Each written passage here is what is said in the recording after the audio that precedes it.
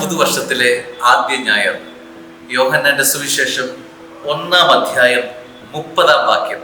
എന്റെ പിന്നാലെ വരുന്നവൻ എന്നേക്കാൾ വലിയവനാണെന്ന് ഞാൻ പറഞ്ഞത് ഇവനെ പറ്റിയാണ്.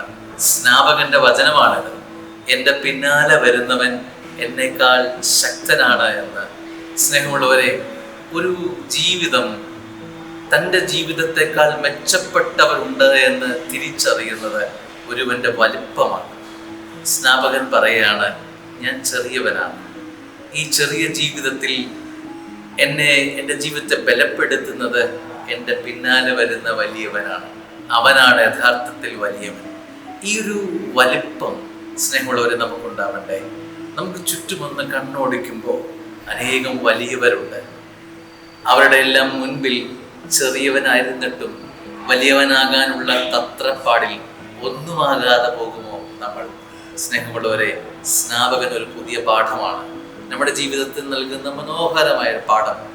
ജീവിതത്തിൽ ചെറിയവനാകാമെങ്കിൽ ദൈവം നിന്നെ വലിയവനാക്കും. ദൈവം നിന്നെ വലിയവനാക്കും. വിശ്വസിക്ക്, ദൈവം നിന്നെ വലിയവനാക്കും. ചേർന്ന് പറയാം, ഹൃദയം തുറന്നു പറയാം, ആമേൻ.